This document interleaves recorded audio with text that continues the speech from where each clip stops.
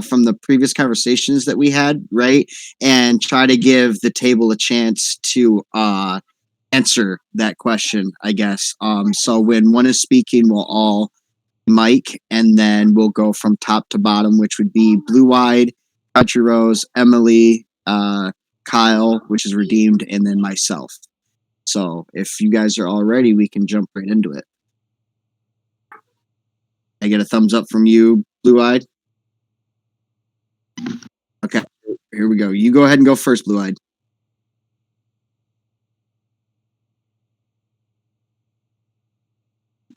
Do you have a question? Oh no, I'll wait at the. I'll wait at the end. You should probably start. You should probably start as the example of what it is that you want to do. Okay, so one of my questions through the past conversations that we had was the question of being perceivers even in our actions. Like because when we were talking about, transmuting, say for example, information, right, at the speed of either light or thought, right? And how we can develop faster forms of thought and exchange of information, right? That in our 3D reality or perception, we are but at our core observers. And like I wondered if I was the only one who that like question resonated with. That's my question.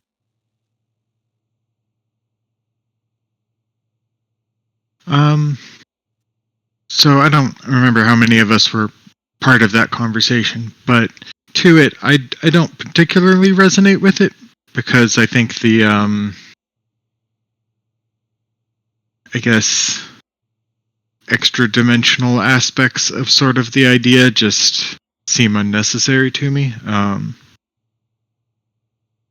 guess taking away sort of that description, the idea that we're sort of along for the ride in what our body's doing throughout our lives. We're observing it, and in the sort of so part of this, to broaden the explanation to everybody, I think, was that we were talking about the different ideas behind free will and just an expression of will. That's not necessarily free, and in this regards, you're much more like an observer in your life, less than an influence in it, which I suppose restructured with that, I resonate a little bit more with that perspective. Okay, so how would you suggest we restructure it? Like, how better could I approach that idea? Like, because I mean, it's a prevalent question. I all the time, right? I mean, I get that at least the way we perceive it, our actions, like the dropping of a stone in, a calm lake, does have its ripples, right? I mean, we can choose to be what a lot of us call almost like autopilot, right? And so is it more as the aspect that we as conscious beings choose on whether we are just being observers and when we choose to enact, right?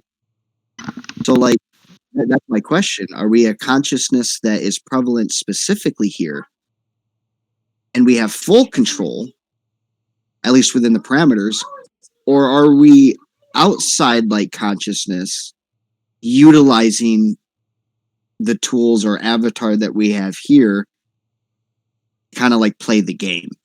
If I could, most easily ask that, I guess.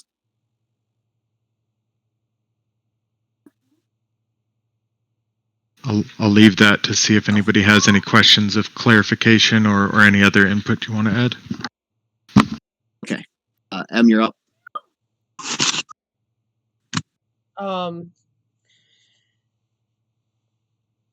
I mean, like, I guess playing off your question, like, are you referring to, like, are we the creators of our own, or are we more like a Sims game? Is that what you're kind of asking? That's almost exactly what I'm asking. Are we, in a sense, as a consciousness, right? Are we the players on the outside of the game? But we're kind of wearing like a VR headset, right? That creates like a 3D construct for us to, live through it, right? Kind of like that game from Rick and Morty, if you've seen it, where they go into it and they turn into someone completely different. They lose all their previous memories of who they were beforehand, right? And then when the game completes, they get shot back, and it's like they've lived an entire lifetime, right? Or are we just that, kind of like the AI system within the game? Are we the AI or the CPU that kind of observes, right? And our actions are based off that it's based off our previous code that tells us when this happens, this is how we respond. Okay. Well, this is my kind of view on it. I think it's really a combination of both, because of the fact Okay. that, like, we are our makers of our own choices.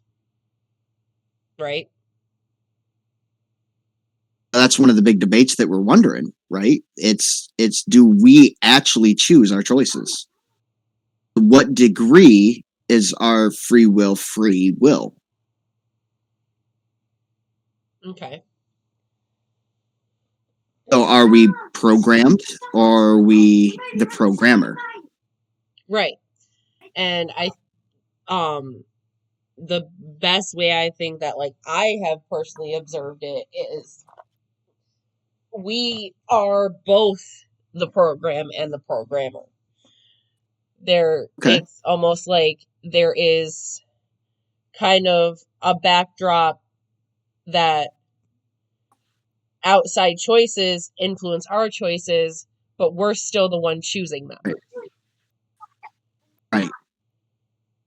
Yeah, that's a definitely good way to look at it. What about you, Country Rose?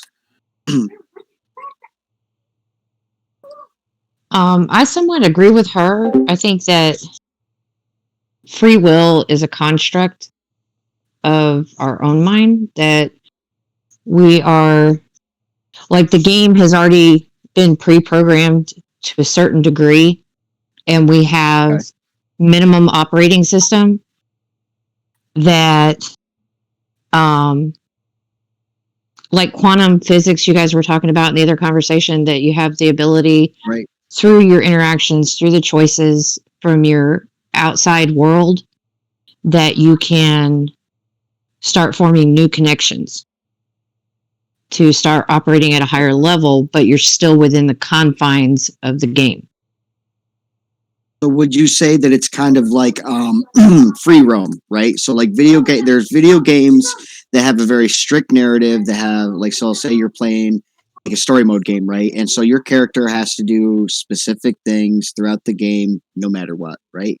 But then you've got video games that are open world, right? Where you can go in and you can do basically whatever you want. However, you still have to do whatever you want within the parameters of the code of the game. Yeah, the second Right. one. Okay, and then that's where that question comes in. Now, are we still just a CPO written code that exists in that free world, right?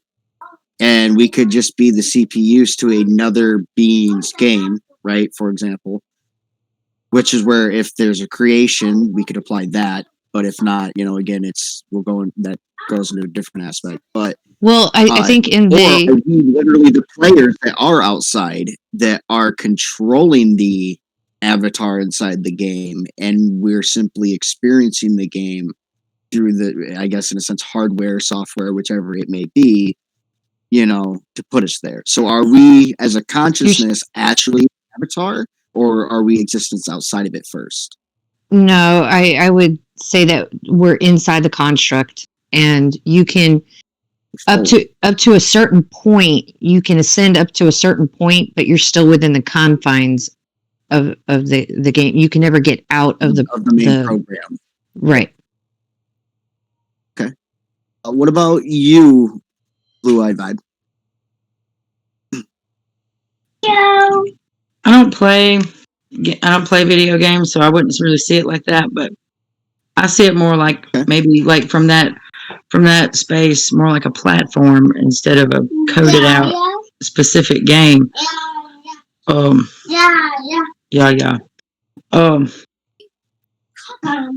I see it more like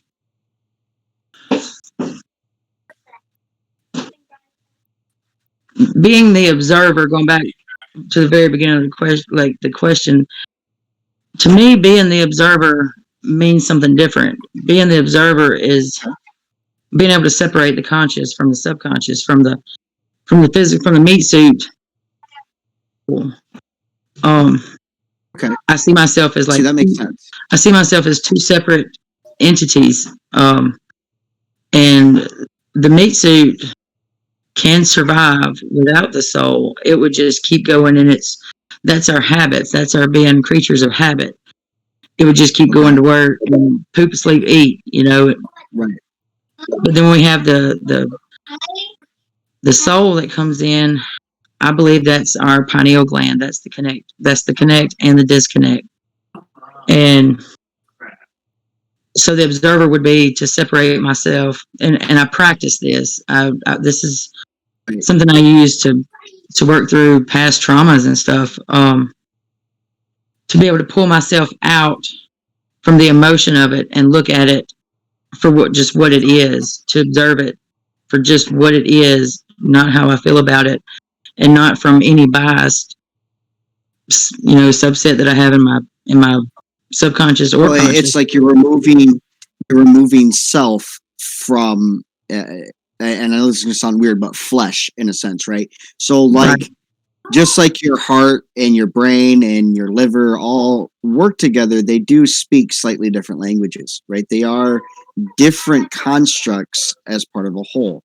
And right. So, and I just want to make sure I'm understanding what you're saying, right? So what you mean by platform is, say, for example, a simulation, because when we look at quantum physics, it's a lot like looking at everything's code in a sense, which is why everything's based off probability.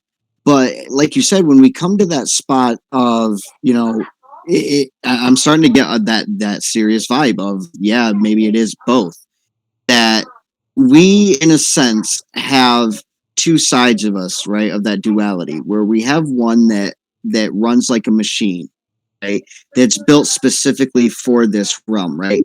But it's the expressions that we have. So, like, for example, art, music, articulate speech, even conversations and discussions like we're having are more representation of where you call soul, I may call just consciousness, etc., kind of takes over on the wheel for a bit, right?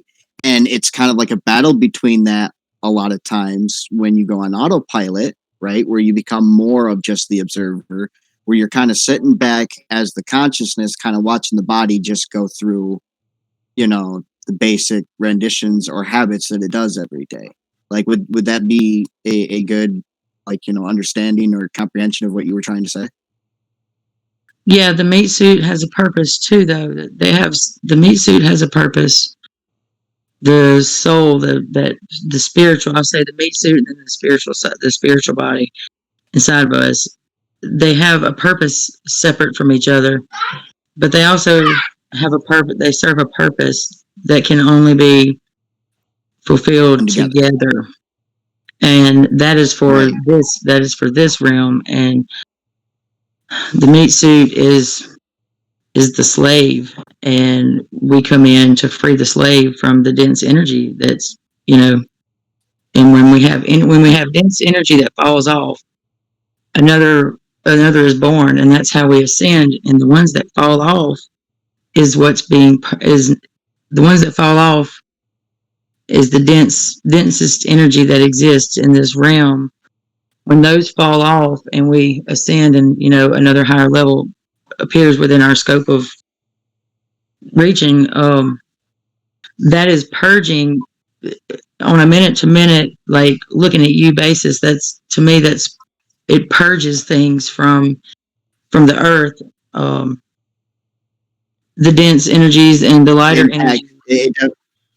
It, like, for example, like makes an impact to things around you, right? Like you could see a homeless person on the ground and just walk past them, right? Your flesh will just, well, I'm here to survive. It's not necessarily something that I need to give attention to. But you as a consciousness or spirit or soul to a meal, right? Well, that one meal is what gave them the chance to go, I can fight for this. And they got a job within the next couple of weeks and they were able to turn their life around, right? So it's these small little acts that are consciousness, right? Like its goal is to, for example, like I truly feel is to bring up, right? Is to bring us as a society closer, more dependent, like, for example, the synapse of a brain. And it's the flesh by itself, which is only built on survival and like ego and singularism, that kind of is always at war with that, right? And so that's one of the reasons why meditation, and stuff like this is so important, because if we're both the observer and creators of our own reality at the same time, it's as if that we're being simulated to do these things in order to learn how these things work, right? Kinda. I see it more as right now. I believe the universe is purging from each individual. It purges things, behaviors. It's energy. It's the physical manifestation of the frequency of that energy, which could be behaviors. It could be, right. Just say the narcissistic and the empath is going to be the polar.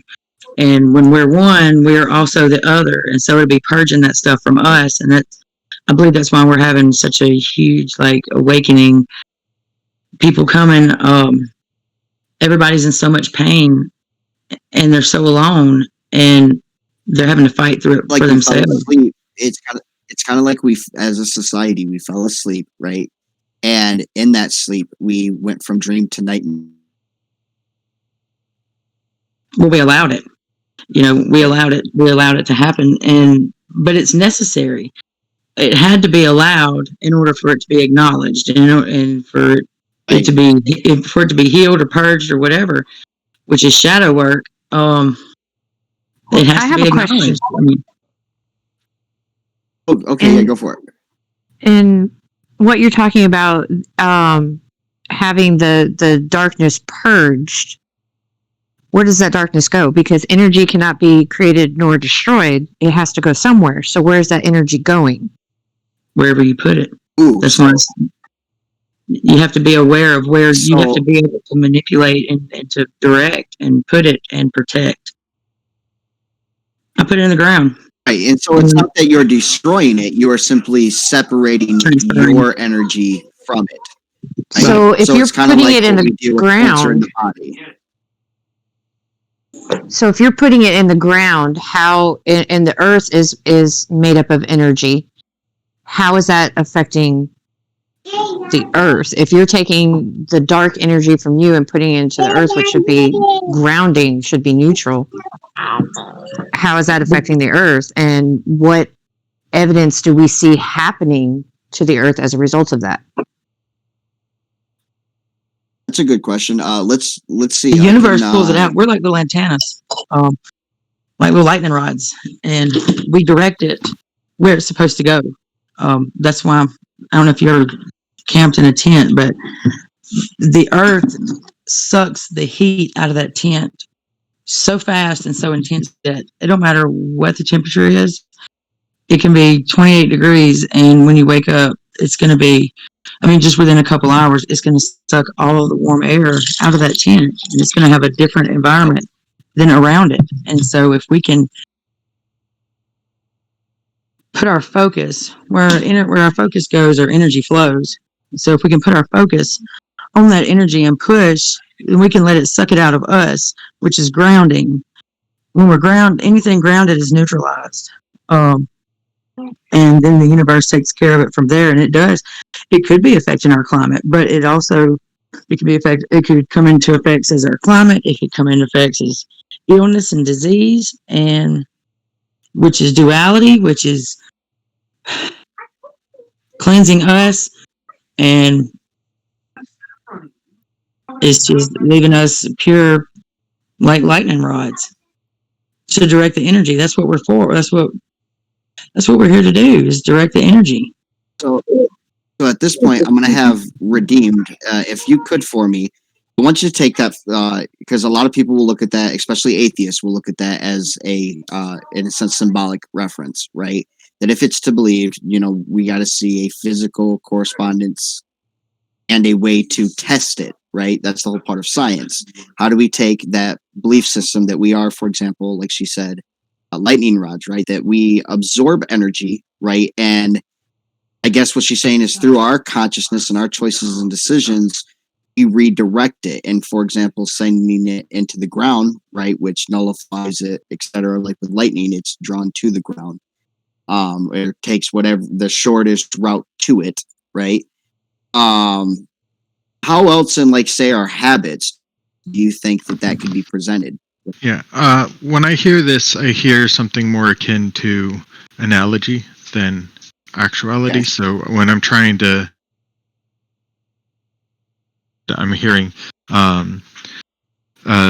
this idea that, like, so there's a pragmatic construct in which we talk about how we put out positive and negative energies that isn't an actual energy, but if I'm a jerk to somebody, it's going to trigger behaviors where they might be a jerk back, and that creates this back and forth that we often refer to as energy just by the behaviors.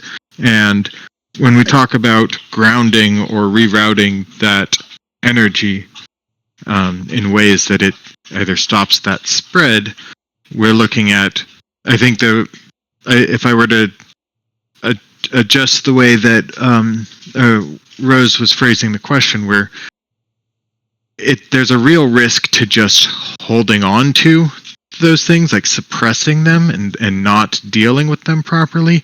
And when that happens, you have this idea of putting that negative energy somewhere that it's going to cause more harm because you're just stewing with it, which is something that I think a lot of people do when they're not properly addressing their emotional states. They're instead bottling them up. And it's important to find ways to positively address the things, not just shove them in a box. I don't know if that kind of gets at the angle of what you were touching at with your question there, but that's the way that I'm kind of processing what I'm hearing at the moment. Point of that, the question that these major questions that I bring up are because I'm trying to also bridge the theoretical or the theology of things, the spiritual side of things, as you may call it, and the physical scientifical side, right? The very literal, the very, hey, if we know that this is going to burn, at what wavelength is it? Is it radiation? Is it gamma? Is it X-ray? Is it, right? So I'm trying to kind of bridge that, how we, in these questions and in these discussions, we can look at, for example, ancient scriptures of different religions, right?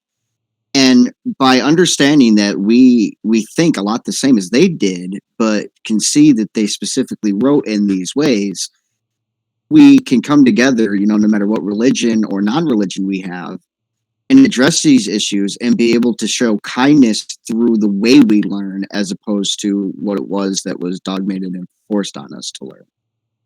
So let's take, for example, like, again, the question of the lightning rods, where she's talking like a spiritual sense, and that we use these frequencies, and like what you said, where we're being a jerk, right? We're emanating, say, this from the brain that's accompanies this reaction, right?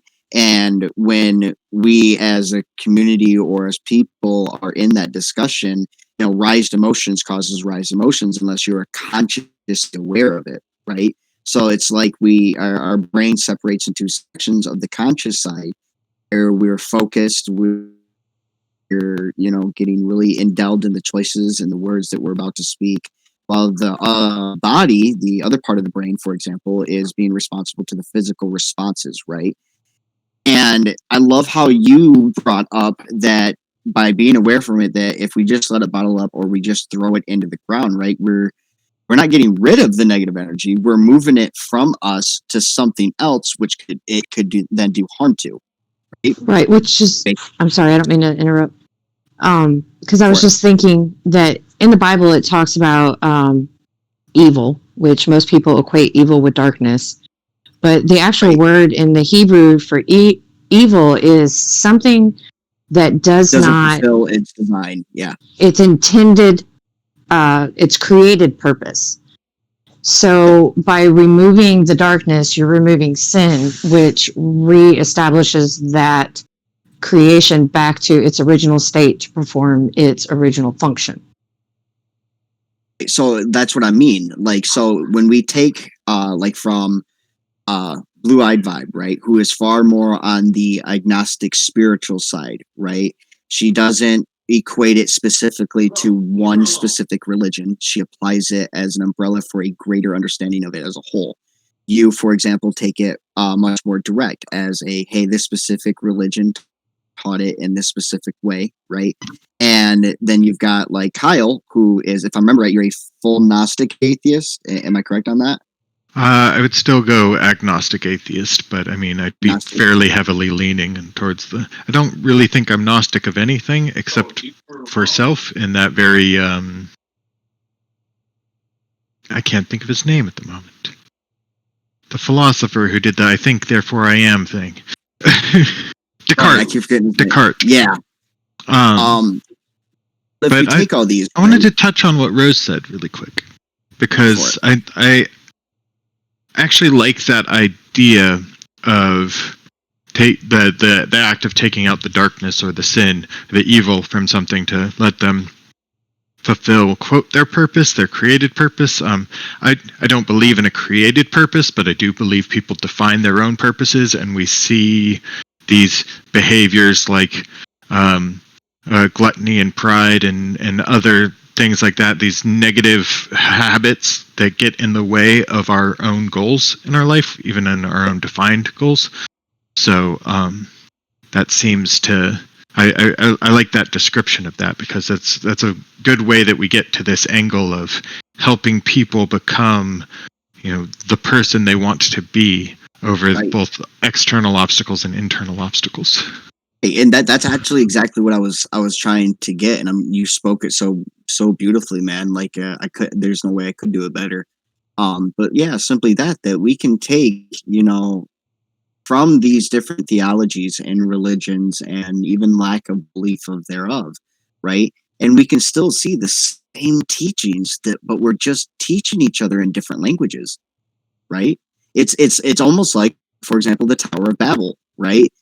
We could all have this one language, and I mean, we get shit done miraculously, right? Well, it's when we start speaking in these different languages and we start putting up these bad habits and these walls around us that we start limiting our connection as a whole. And that's why I also kind of was thinking, are we as not only a species, but as a society, much like a brain, right? I mean, we can see it with, moss and mushrooms and stuff like that are interconnected with the very trees of the forest that they're in, and they communicate on vast distances, telling each other when one is sick or when one needs help or when, etc. And we see this. We see it in more, movement or predatory life, right? Like you can say that animals that eat plants aren't predatory, but they are going out and devouring other things in order to produce energy. So in a sense, they're still predatory, right? And it just, when seeing this and we have these conversations, it really brings it out in me, because unlike, for example, like TikTok, right? You'll have the atheist and then the Christian and then the Muslim and then the Buddhist and then the witch talker all just going at each other's throats over the same context, that if they would just slow down and look and see just how related they are, they'd realize that it wasn't even an issue. It's when we as the consciousness kind of like isolate ourselves and go either my way or the highway, and if that person doesn't agree with me, then they're stupid, they're this, they're that, and we immediately have this wall.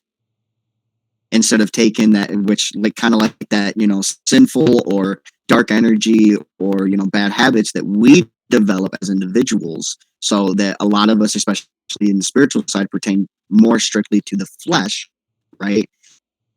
We start getting to this point where spiritually, consciously, whichever one you want to call it, where we have to make that decision on how much influence are we actually applying to the observation and reality that we're existing in, right? And what can we come to as not only a society, community, but as a species, to an understanding of, like what you were bringing up with your books, Kyle, what is human, right? What we need to sit down and have that real question answered. What does it mean to be human? Is it just our genetics? Is it our IQ level? Is it our rate of building societies and stuff like that? Or is it at a much deeper level of and is to be part of not only Earth as a whole, but as the consciousness of growth? That would be my final question on like, what do we do with that? How can we get to that point? I'm gonna let Emily jump on this one first, because she's been mostly quiet through the whole thing. So I'm going to make you talk. You've been called out. So in the aspect of like what makes us human, that's a really hard like thing to get onto, because what makes me human may not be what makes someone else human. And I think it all comes down to, what do you want to get out of what you are? So, and I'm kind of tying into the whole energy thing in the aspect of, let's take, like, let's say you're in an AA meeting. You're taking your negative experiences and putting them out in the universe, hoping to reach out to somebody that needs to know that they're not alone. And by doing so, can teach you how to heal. Yes, it's healing not just yourself, but it's healing others. And then that energy is taken and placed out and is turned into something good. And that's my take on that. Right. And like, do you have any questions to it? I guess like a question that I would have is, when it comes to what makes us human, are you referring to emotionally or physically? Because it is two different ways. Right. How about we go with you, Country Rose, next, then we'll go up to Blue Eyed, and then to you, Kyle. Okay. I'm a little confused, but this is why I just want to say I would much rather have a conversation with an atheist than another Christian. And the reasoning for that is because most atheists that I know have done so much research, whereas the average Christian is so locked in to their paradigm, their doctrines, that they're not willing to even entertain anything that goes against their paradigm. Right. And, as far as if the question is how do we bridge that gap to bring society as a collective, the hate, that dark energy that exists from hate, would have to be dissipated before that could happen. Because I've noticed with the people that are open to conversations like, this conversation, open to the dialogue, that actually listen and hear what other people are saying, even if it goes against their paradigm or challenges their paradigm. Those have tapped into that knowledge of dissipating that energy. I love that explanation. That really does simplify it. Was there another question you may have, or we move on to Blue-Eyed Vibe? No, you can go ahead and move on. I'm actually learning a lot from you guys, so for the most part, I just want to make sure no one feels left out. Like, that's my main goal, Oh. is that each of us has a place and a time to speak, so that way we don't feel overrun or overheard, and that the things that we address are just that we address them, and instead of letting our emotions affect, it could just be simply, you know what, I'm going to go back and think on that until the next discussion, right? Like, I would much rather us be able to go, you know what, I may not agree with it, but I haven't looked at it that way, so I want to understand why the brain went that way, right? And so right. that's why I try to make sure that I'm getting better at it, where I'm basically trying to name off the names in specific orders, so that way each person can get the time that they feel they need. Well, I appreciate that. But I'm finished. You can go on to Blue-Eyed. Yeah, you're up, Blue-Eyed Vibe. But before you start, I actually got a question for you, right? Because something that Country Rose brought up brings up something that you and I discussed with yesterday, which is the aspect of when people come into these religions, right? They stop there.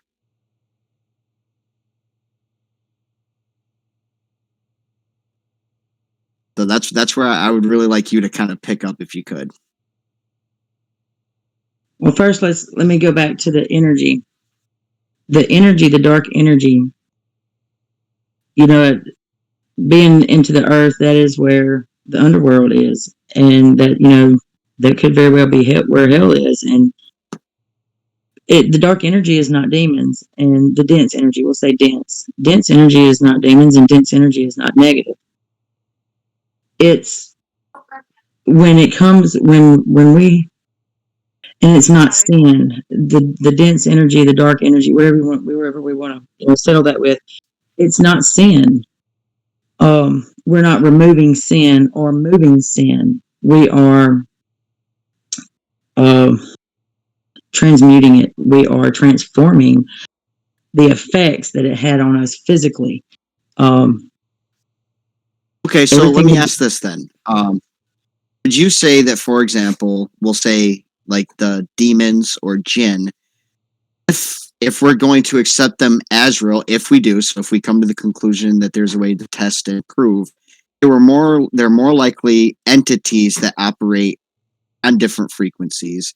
And then the energy that you're describing, so our sins are a result, like you said, the sin is the result of the dark energy, of when we let it, I guess, build. So Yep. we could have a lustful thought, right? So the lustful thought and that energy isn't necessarily the sin, but when we decide to then take it further and rape someone, that is when we've committed the sin, because It's we before don't the want lustful to. thought.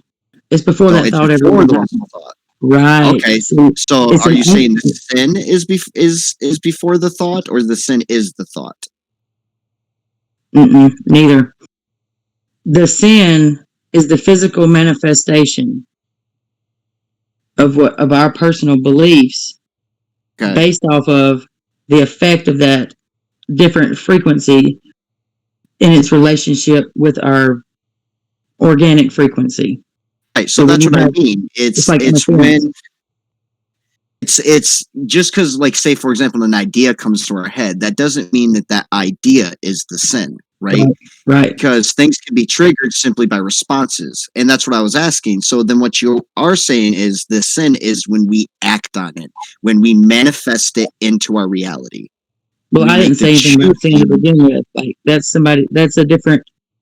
I don't correlate sin with it. Period. Like, all right, here's Right. a fair way to break That's it what I down. was trying to do, though. The is for question people is, who do what is see- the dark energy then? Like, because I was trying to find a common ground in the construct of the conversation and what it applies to when I did that, and it appears that I misinterpreted what you were saying.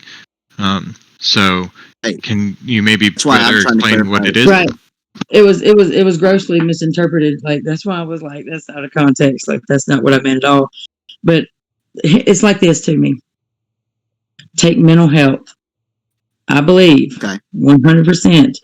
And see, when you say for somebody to prove it, or the other guy, I don't know anybody's names, the other guy with the brain, or I think that's him. Like, whoever says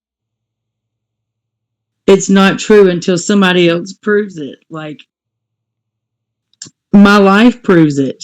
Right. Well, what Like- I meant like was for it's- the individual. I never Right. said See, hold that. on, let me get to the period of my sentence though. Like, I have been diagnosed with so many things mentally, mental health issues. I take 0 medications. I went from so many medications to 0 medications, and I'm not reacting in, I don't know, frivolent behavior. I beat addiction. I beat all these things through this process with these beliefs. And so therefore it's irrelevant for anybody else to prove it, because it is absolutely a part of my life and is the very reason that I'm still even sitting here talking about it. Mental health, everything we do is because of something we believe. Every thought we have, every movement we make, whatever we do is based off of something that we believe. If I don't believe I can get up and walk, I'm not going to get my ass up. Everything. And so when we go back to our childhood and we don't have social skills, we're solely going off of like what's natural, whatever. Everything that comes at us as a child and that is not a natural, that we don't have a natural response to, we compensate the best way we know how. I believe that is what creates mental health issues. That's our bipolar. That's our codependency. So you would say then the energy, both positive and negative, or light and dark, is its metaphysical side as much as our consciousness or spirit. It's the polarities of it is what you specifically mean. So you're Right. strictly reading it the way the Kabbalion and the Hermetic principles teach it. I don't know, because I don't know them, so I can't agree or disagree with that. You All got to I read know- them. You got to read them because I'm telling don't you, know. everything you're telling me is 100% exactly what they wrote in it. But I need you to understand, like, I don't go read everything, because just like you said, everything I'm saying matches this, and this. Dude, Right. let it sink in. I've Right. never read that. So there's, Right, I mean, that's what I'm somebody's looking saying. for Like, some I proof. think because there's a lot of stuff that like you brought up in other conversations that we were also questioning on how to grow that are answered in that book. I don't think he means that you have to read them, but that you might agree with them or enjoy them if I you did read understand them. that. I understand that, but I need him to understand. I need you to understand, dude, that I'm coming to these, Conclusions. Yeah. well, the reality. I mean, I'm coming to this. I'm living it out without influence of reading those, whatever it is.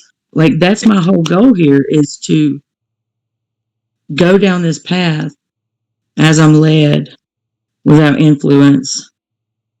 Because once you read something, you'll be like, how we have to have a, what's it called? An opinion on it. No. When we have when we're looking for outside reinforcement, then we start reinforcing our beliefs, and we're like, oh yeah, and then it sets on this road. You're going for a much more natural approach, one that's more Absolutely, 100% if natural. Like, I want to know what's out there. if it's to influence you, it is to come of its own volition, not of you seeking it. I am And I'm not saying that in all seeking it. aspects, but yeah. But I do. I But, seek it. well, what I mean is, Hours like, you're every not day. researching it; you're letting it naturally come to you. right? You were letting, and what like I was talking about with Kyle, I think it was either yesterday or the day before, where we were discussing not only like biological changes that can be done, with our children today, right? That we can enhance or change them at the DNA level, do things with them, right? But at the same time, it's kind of like the behaviors that we see in species when I brought up the fact that, for example, birds learn to follow specific, electromagnetic signals to bring them from one place to another. We see these not only in birds, but we see it in insects, we see it in migratory animals, we see it in non-migratory animals where they do different things or different practices. And like he had brought up, the aspect of a couple thousand years ago or more so, where there was this huge span where our tools stayed exactly the same, right? And then some small thing shifted, and it caused us as a species to do way more of this creative side, right? And when I also went over that, I came across, let me look it up real quick. It was a term that I heard a long time ago when I was in college, but never put much thought into it. Let me see. See if I said it to. Or was it? All right, it's taking me a second. It's just that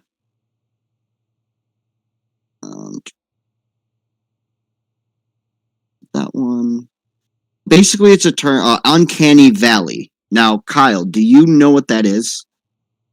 Yeah, I know the uncanny valley. Okay, so for example, like, why do we have one, right, as a species, about things that look like us but are not like us, right? What was it about our DNA that was written into us on the things that in the way that we should think, the way that we should react, the way that we rebel, the way that, we have specific fears, right, that are just innate in us? Why is Uncanny Valley even a thing? Uncanny Valley isn't really a fear, it's like a gross reaction. So explanation of the Uncanny Valley, there's a as you have like cartoon images or drawings of people, you'll be like, oh, that's cute, that looks cool, until it gets more and more realistic. And then there's this drop where if it's close to realistic, but off by a certain amount, people are like disgusted or grossed out or afraid of it because it's too close to real, but it's like, ugh. And then you get to a point where people like it again, where it's more realistic.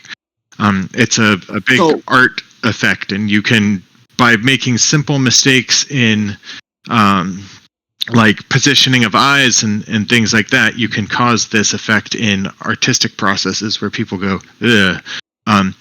And I think that it makes sense as one of these biases that we have, because we see the same effect or a similar effect that we view as like something people shouldn't do, but they do anyway, for people that have like physical deformities or mutations. We see people having similar sorts of knee-jerk reactions to these types of appearances. It's something to do with like the expectation of healthy individuals around you, and the brain seeing something off and being like, I don't know, this might be dangerous. And it's created this bias in our knee-jerk emotional reactions that people have to be aware of in order to, better support these people that don't deserve to be treated like that, because they can't. They're not responsible for something that's happened to them, and it's not like contagious or anything like that, but that knee-jerk emotional part of the brain that's been trained that way can't have that kind of detail. And I think that same thing results in the uncanny valley effect. And see, that kind of also resonates with what Blue Eyed Vibe was telling me about how energy works in the way that she was describing it. It's kind of like if this energy, we can't necessarily measure it right now as far as we know, right? But if we were, it really does bring up for me that the possibility would be in registering right? These things that we have found, like the valley thing, like it just, the energy itself isn't exactly like what we normally perceive it. It's motion. That's really what it is, right? And it's when it pulls up, and I guess the best way I could say is anyone who's seen Avatar: Last Airbender, right?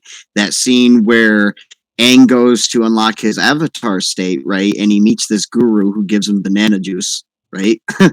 And he's teaching him that in order to access, the different chakras or the different points of who you are, right? You have to come to terms with the things that seem grotesque, not only of the things around you, but the things within you, right? And this grotesqueness is the dense form of the energy that, in a sense, not necessarily prohibits, but sways the positive energy, kind of in the same way that we can look at astrology and look at gravitational force, right?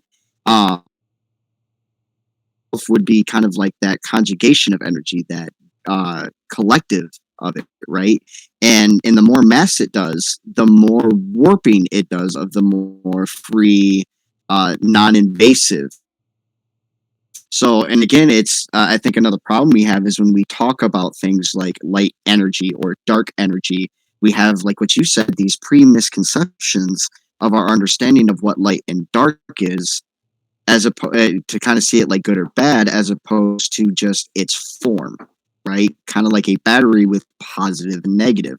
We have different aspects and sets of this energetic field, right? It's all energy. It's just different forms.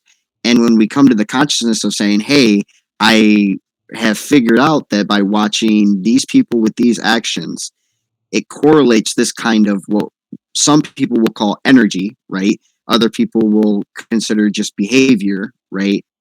But as a whole, it really is just the observation of the demonstration or personification of the event that we're, one, observing, and two, interacting with.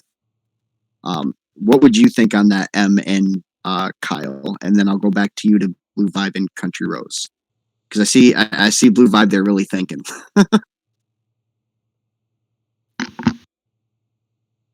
I think I want to clarify a point. Like, whenever I'm in a discussion with other people and they're presenting their perspective on the world, I take a very pragmatic approach to anybody's beliefs. If it's working for you, then that's you. That's whatever's working for you. That's fine.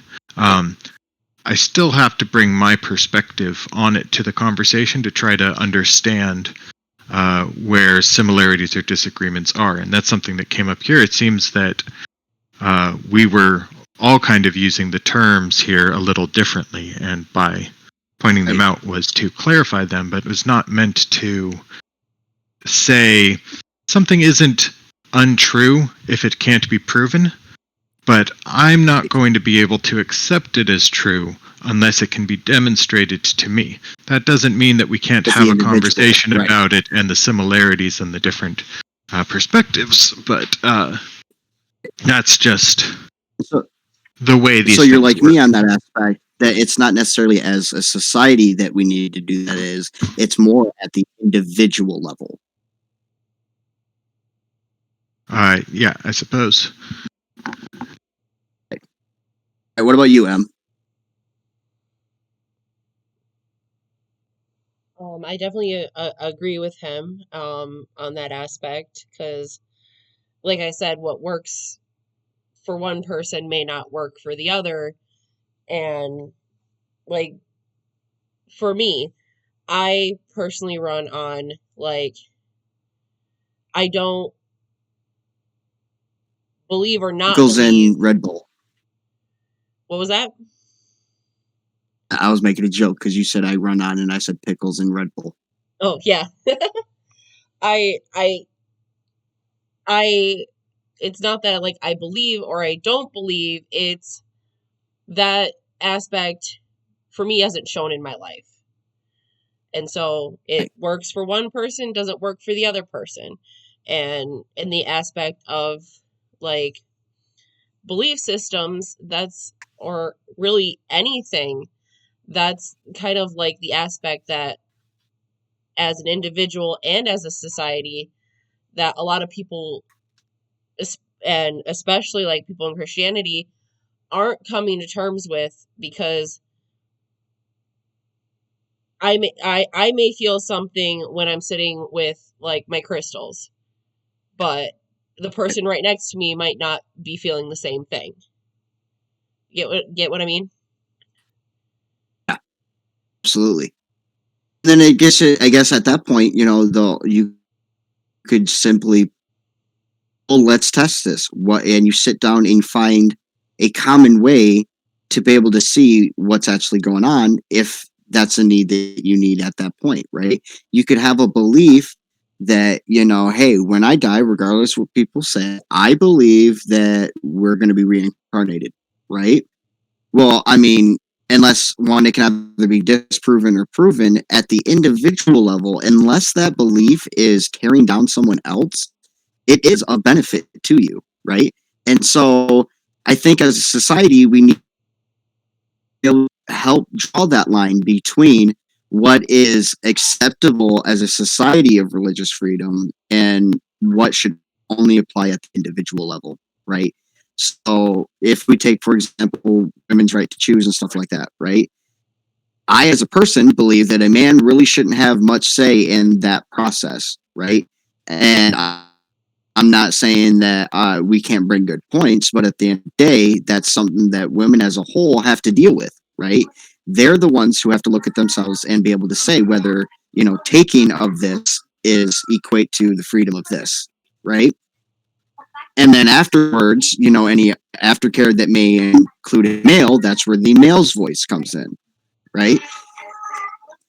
But the same thing comes with religion. So if, as the individual, you think that, sacrificing a goat once a month to, your God, I mean, if you own the cattle, and our society's at the standpoint of like, you do that, but then part of the regulation of society is you can do that, but then after the sacrifice, you have to donate that meat to feed a family. So, I mean, there are ways that we can do it. But it's one of those that, so long as the religion itself isn't affecting others in a negative way, causing destruction, putting people down, etc., that's between you as an individual and your chosen, path, right?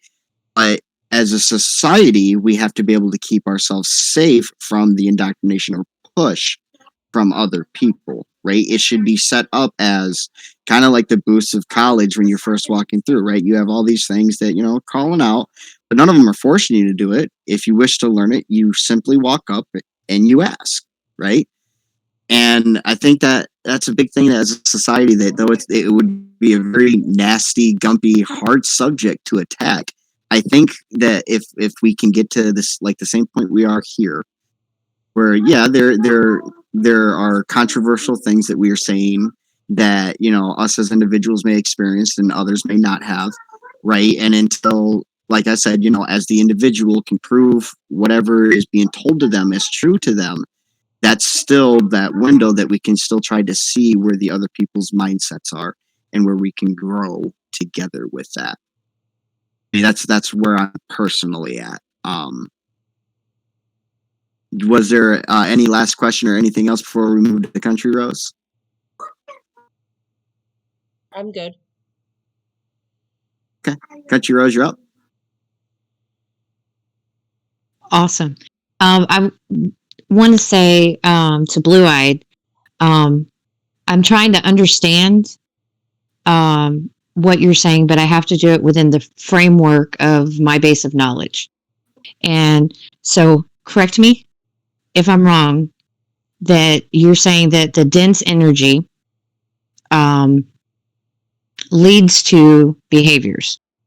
And in my understanding, the heart is the seat of the soul, and every thought starts there and then moves to the mind, then moves to action, and then the consequences. So if I'm misunderstanding that, I apologize, but I'm trying to understand it within my framework. So if I may, are you saying that, because obviously you don't mean like the physical heart is the seed, but like the heart of the soul, right? The heart of the consciousness and spirit. Is that Correct. what you mean Because by that? ancient understanding of the heart was the seat of the soul. Right. So yes. So then would and I- your question be asking, so that way I can understand your question too, and sorry for interrupting, but it's basically you're saying that it's like in the code of us, right? As part of our consciousness, part of what she would represent as energy, right? Positive, negative energy, or, you know, light or dark energy, that it's the type of coding that we have within us is that energy that is the seed, and our consciousness then produces it through thought and then action as manifestation. Is that like what you mean by it? yeah, that's kind of my understanding. And I may not be completely understanding her, but I am trying. And it was interesting, the discussion about the Earth's changes, unlocking the potential, dealing with the different frequencies changing and allowing us to do different things. I was very interested in that. Okay. And I wanted to say I agree. You know, I'm a Christian and I have my beliefs, but I don't force it on anybody. If somebody asks me a question, I'll try to answer it the best I can in the most non-judgmental way. And I agree that we should be able to have an environment where everybody should have the freedom to live out individually their truths without having somebody else's truths pushed upon them. You know, like I'm a Christian. I don't agree with abortion, but I'm not going to, if the lady next to me decides that she doesn't want to be a mom, doesn't want to have that pregnancy, that's her choice. I don't have any right to stand in her way of doing that. Now, I'm not going to drive her to the appointment. You know, I'm not going to be supportive in that way, but if she goes ahead and she does that, I will definitely be there on the outside, on the back end of that, to be supportive of whatever emotions she may go through. Right. That's and I think that's beautifully said. I think that's one of the problems that we have, is that people are so, once again, locked into my truth is the only truth. And you have to believe in my truth for me to be happy. And, you know, for me personally, that's my truth is my truth, and that's the only thing that matters. Your truth is your truth, and you have to do whatever you feel. But if you ask me a question, I'm going to have to answer the question in my framework of my understanding in terms that are familiar with me. I'm not a computer programmer, so talking in those terms are kind of difficult for me. I'm a nurse, so talking in, you know, biology, yeah, is easy for me. So I do apologize, Blue. I am trying to understand, because it seems like it is working for you, that has been beneficial for you. And as a nurse, those are things that we need to do because it may be helpful. I may not, you know, have that same ideology, but I may come across a patient that might benefit from hearing it in that way. So I appreciate you sharing that so that I can kind of get a perspective from a different angle. All right, you're up, Blue-Eyed Vibe.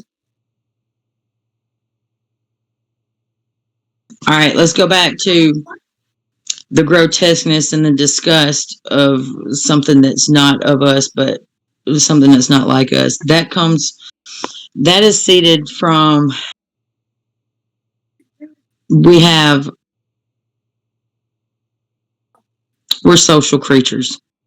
We need that social reinforcement. We need to integrate with each other in order to do whatever, procreate, whatever. So we have that want to be around other people. With that placed in us, the opposite of that is what? Rejection. And so when we see something like that, we have a natural predisposition to reject things that are different, because if we associate with it, then we have that underlying fear of rejection from our social status. That's just straight up human behavior. Like that's totally separate from those natural things in us, is different from the energy. Just like there's different forms of energy. You got kinetic energy, you got like electric, like, you know what I'm saying? Like, and every thought we have is electric. It's a little, our subconscious is separate from our conscious mind. If that wasn't true, then the pineal gland wouldn't be in its own little protective bubble of juicy juice that is nowhere else in the body. So it's completely separate, but it's within, it is the same. And so when we bring those two together, the subconscious with the conscious, that is what people call law of attraction, manifesting things. Because that thought, that synapse, that little buzz of electricity in our brains comes from what we'd see as nothingness. And so out of that thought, things are created. Lego towers are built. You know, you sit in your head, it comes from nothing. You know what I'm saying? It's electric current. We can change those. We can change those thought processes. I sat and see, and this is why it's super, super strong with me. And it's so much so that I don't care what anybody says. It has, I was not raised in church, not spiritual at all, practiced some witchcraft, made some dope for about 12 years. And when I got clean, I was desperate for a change. And so I went church because I had never done that. So let's see if it works. I went church, and I stayed with the Bible. It's like 3 or 4 years, like right there. Like I didn't let anything else in. Like I still don't watch TV. That changed things on a surface level. And I had an issue with reading the Bible, coming from a place of never having that influence in my life at all. It would tell me what to do, but not really how to do it. Like it would say, transform your mind, take your thoughts captive. Well, okay, well, what does that look like right now? Because I'm having some really shitty thoughts. And so through that, I met my husband. And through that, he was a Baptist preacher who is an absolute monster. And that is really downplaying that. So I can imagine.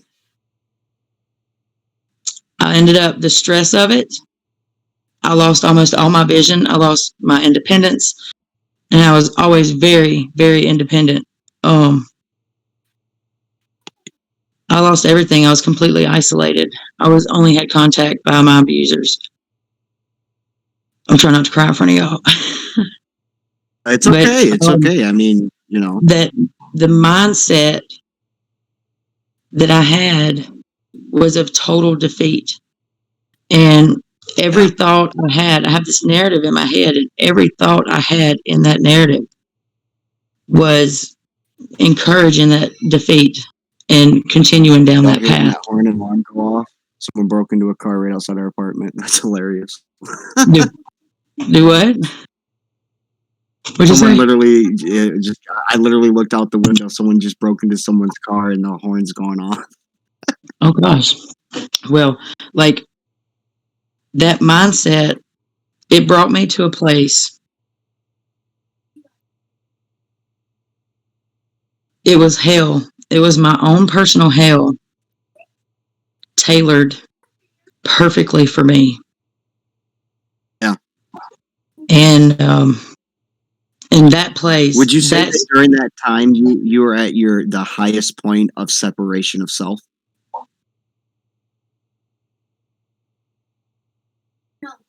I don't who know. you are as a person. What I mean by that, like, would you say that No, during that time you were no, it separated fed from your off of passion? who I. No, it fed off of who I was. Who I was encouraged the intensity of it because I come from abusive parents, and so I was kind of groomed to attract someone of that nature because of my personality, my whatever, like my parents never allowed me to have a choice. I never even got to choose like what color shoes I had or what was on my plate or what I drank. Like I never had a choice. So I had problems making decisions, and I had problems with my identity because they always denied me that reality. And so with me not being firm set in my identity, I was open to being manipulated by my husband, and so that encouraged, like who I was encouraged that because of polar opposites, because of duality. Like I had, and it's just like the CIA, when as soon as you enter, they break you down like immediately. That's why there's no encouragement. It's always boots and badasses, they break you down so that they can rebuild you into what they need, what feeds them, what they, whatever they want to carry out. And essentially we do that. All of us do that with our kids. The intent is different, and the intent is everything for it. That's what is or is not. That's what, it's our perspective, and our perspective influences our intent, and it all just goes round. But when you separate, when you can become that observer, and you can say, oh, right, well, I do this because of this, this, and this through my childhood. You can go back through your triggers and see this is now this part is a theory, so all you provers wait on this one to come. But I really believe that through how I have healed, and I mean heal, I don't mean push it down and those thought patterns still come. Those thought patterns are different. I don't even think like this anymore. Like I don't talk shit about myself in my head anymore. And that made a world of difference in my life. And it changed my personal beliefs about myself. It wasn't just these mantras, I was saying these affirmations. The reason why that shit don't work is because they're not lining up their subconscious with their conscious. They're not being able to separate and tear that apart and be able to look into it and for what it is. Because a lot of people it don't work for them because they're not willing to put in that work, because that shit is hard, that shit is deep, and it is super freaking heavy. And comes in with what you were talking about with shadow work. Yeah, that is shadow work, and you recognize it and identify it through your triggers. So I have this theory about the way I explain that, though, too, the way I explain shadow work to a lot of like my friends that are hardcore atheists, like will believe in nothing unless it's demonstrated. I refer it to the ego shift, like I had talked about before, where your ego is something that you have to address, right? And like you said, it's sometimes all the way back into your childhood. You have to and rewrite the code of these things that attributed to who you are currently, right? And you have to do like what you call shadow work, which is dealing with the dark, nasty crap. It's not dark and nasty, though. That's the thing. That's a biased perception. That's not observer. Observer is what I'm saying is when you first approach it. I'm not saying like once you understand the difference between that. I'm talking about the people who have no idea. Right, how to even address this. So let's take a Christian, right? They attribute, like, for example, sin and stuff like that, and nasty, etc., right? While people who are a little bit further down the line understand it that it's, though we say that it is destructive, it is this, that doesn't necessarily make it quote-unquote evil, right?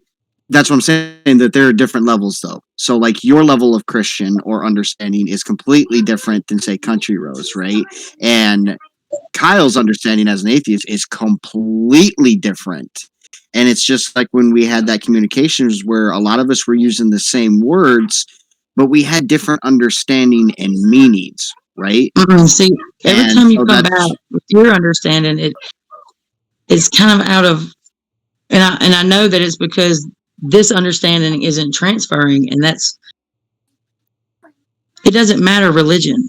It doesn't matter God or not God. It like for real, you have these little connections in our heads. That is Physical energy. aspect, yes. Right. Right. Okay. It's the We're physical living in a physical representation world. of it. Right. So everything in our minds, whether it's conscious or subconscious, it's still those electric synapses. Right. It's still going to manifest in the physical. Right. And when we have these paradigms that are influenced, and things like what you talk about at the dinner table when you're a kid, those things build your paradigm. It's a foundation of thoughts that can absolutely change. Like they absolutely line all of your ideas and whatever you think for the rest of your life.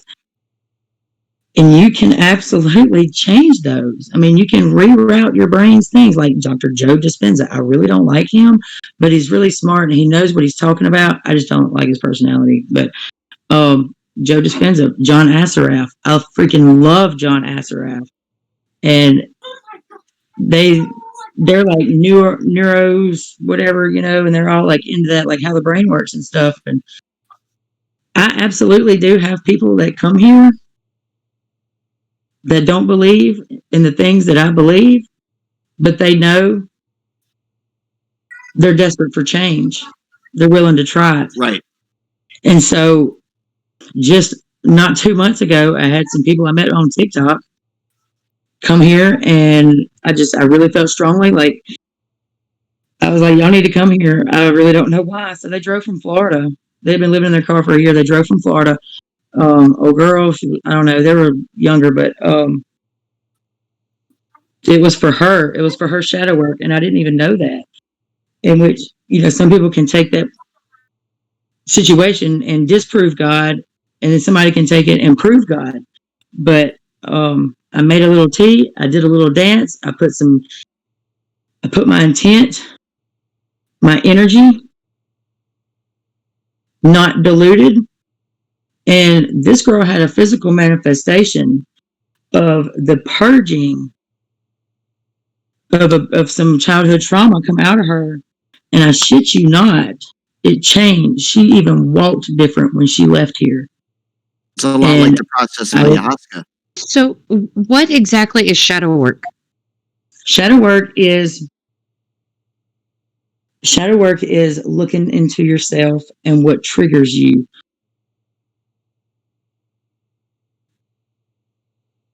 What hurts your feelings, and you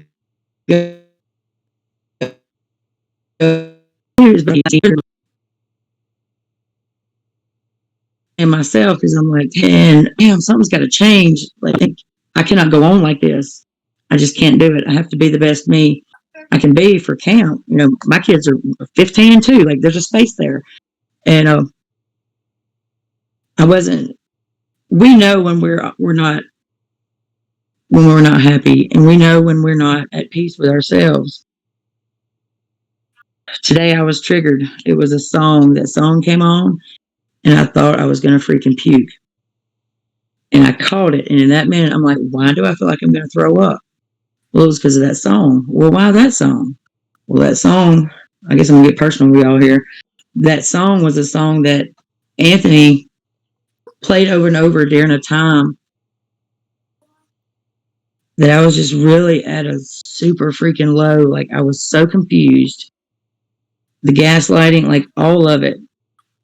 And he played that song over and over and over and over just to fuck with me. And it did. And when I heard that song, it took me immediately back to that place. And that's like some PTSD. And I was like, oh, well, why does it still hurt so bad like it did then? And so I wrote it down, like what I was like what emotion I could actually identify with that trigger. And it was grief.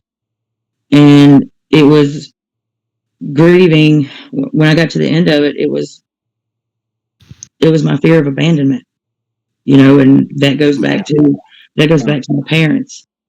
And so just that song and the effect that it had on me, based off of the experiences that I had, triggered childhood trauma. Being able to identify that, go back and comfort that child, work through it. That is shadow work. And I didn't get that in the Christian community. I didn't get the instructions like that. It was just kind of a, you're forgiven. No, you know, saying like it just goes. And I do have to say this. I used dope I was 12 when I started smoking meth. And I started cooking meth. And I was 24 before I got clean. I put it down one day. I was like, no more. No withdrawals, nothing. I was absolutely delivered from the withdrawals and the effects of getting off of it. And so I do attribute that to God, and he took care of me. There's things that universe, source, God, whoever wants to call it whatever, there was something there waiting on me when I got to that place. I can't explain it, but you know what I'm saying? Something was there. Well, thank you for that. Experience there was before it. Sorry. Yeah. No, I just wanted to say thank you for that.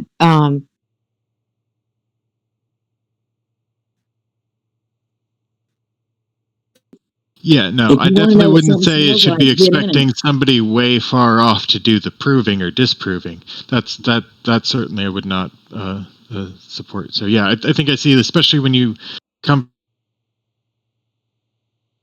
from a The aspects of our life that not only trigger us, you know, may it be good or bad. I mean, because like she quoted a song that, you know, kind of brought this feeling. We also have music and events that, you know, trigger moments of happiness and excitement, right? Or I'll see you on TikTok and you'll be talking about a subject and it triggers me in a way to really pursue the things that, you know, I'm happy about, right? And learning that discernment. How do you, as for example, your standpoint, how would you communicate that process to those who aren't spiritual or religious, right? How do we bring that same teaching of how to address these things that can have great impacts on our lives? It's basically cognitive behavioral therapy in that sense, which is very much about exploring yourself, your triggers, your bad habits. The negative self-talk is something that I struggle with a lot for many years. And for a long time, I had very much the mentality of this being just something that I have to deal with myself, and that I'm weak if I go and get help or something for it. And I finally started seeing a therapist. It was one of the best decisions that I had, because a lot of it's not stuff I didn't know. But as Blue Eyes had mentioned, it's hard. It is not an easy thing to do, looking internally and working on correcting these processes. It's difficult.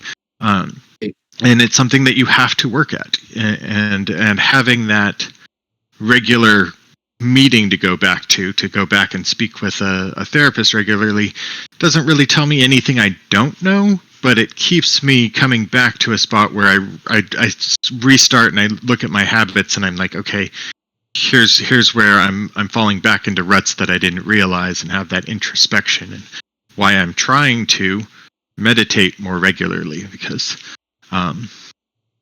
these are things that are shown to have benefits in dealing with both past trauma and changing these negative behavioral loops that we find ourselves stuck in as habits. I would like to bring up something that I have think heard you tried from, to say something, Blue Eyes? Yeah, did you? That's intergenerational trauma. That's what the Bible calls generational curses. Those predispositions, the genetics. When people say, "Oh, that's passed down," yeah, you can unwind that too, like through shadow work. You absolutely can. I'm gonna say this real quick. Like they did a study on some people from the Irish potato famine, and the people that lived it. The fear and anxiety and hopelessness that they experienced was passed down. It changed their genetic Exhibited code. in later generations. Right, and the later generations were fat as hell because they were eating all the damn potatoes because they were scared it was going to be another potato famine. But that was on the subconscious. They did consciously, like right here, there was not a shortage of potatoes, but they ate like it was, and that's intergenerational trauma. Like that's part of shadow work too. Right. I'm going to go ahead and wrap Did it up they- here because you hold know on. it's actually. Did they find a genetic Go for it. connection to that, or was it like a nature behavior thing? Like their parents had taught the children to eat that way because they had been eating that way for so long, and it just like lingered across the generations. Did they find an No, it actual was a genetic genetic- connection?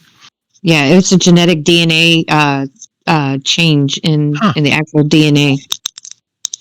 Interesting. I'll have to look that If up. you guys could at some point quote that up for us on this the text sequence, you know, on this text channel, definitely. Anytime you guys come across an interesting study, please post it on here, right? Even if I can't cover it right away, it is definitely that I want as a community us to start doing. So if Yeah, we I can come across this information, Yeah, post it. So I can not even do it like individually through private messages. Like let's post it right here on this page, right? Because I mean, worst case scenario, we find out it was a complete hoax, right? Well, then we've moved on from that. If not, we grow from it and go, holy crap, this is something we can pursue, right? So I'm gonna go ahead and end it here though. Thanks everybody for being here. You guys, every time I'm here, blow my mind, help me grow, help me learn how to communicate better on like I said, our understanding of the way we speak. And like there are some things that we try to communicate and say, well, it's this and this. Well, then we find out that it's not, and we still grow in that communication. And then there There's are an times where we go, hey, article- yeah, that's the same thing that I'm saying over here. So what was that real quick? There was an article on what? Well, I found one article, IrelandCalling.com. Great famine responsible for gene Okay. defects still causing mental illness. Yeah. I There's posted for several. us. Absolutely posted for us. And I'm on my phone, so I don't know how to. I'm still trying to learn the Oh, technology. you would. That's all right. I'm So finding what you some do is stuff you click online. on the site. Okay, so and I'll teach you guys how to do that on one of our next Discords. I'll do a video walkthrough of how to, I guess, work your way through the internet to do things that you need to do. But so I'll go ahead and close this. And was there one more thing? yeah. If y'all want to know how to unwind that intergenerational trauma, hit me up. Yeah, definitely. Well, like I said, start posting some of your stuff on here so we can discuss it and go over it. Because, like I said, I mean, I was going to bring up in the ending here. I found in literally every religion and non-religion, there is some form of meditation and some form of physical manifestation and reaction from it. And so, I mean, that's definitely going to be one of the major topics that I'm going to do on episode 3. Is the scientific studies that we have so far. I mean, I've brought it up with sound therapy, you know, via like ultrasounds being used to break down. What are they called? What are they called, honey? Your dad has them all the time. Talk about his kidney stones. Yeah, kidney stones. How they use sound waves to break kidney stones and affect certain cancer cells, etc. It's ultrasound waves. But so, ultrasound waves, that's what it is. Okay. Anyways, so to whatever deity, religion you fall on, may your god's god or patron bring you peace, understanding, and growth. And if you don't believe in that kind of thing, well, may the odds forever be in your favor. So nice talking with all you guys. Thank you. I do gotta hop Thank you. on, spend Have some a good time night. with the kid. Another one. And love you guys, man. Can't wait for the next one.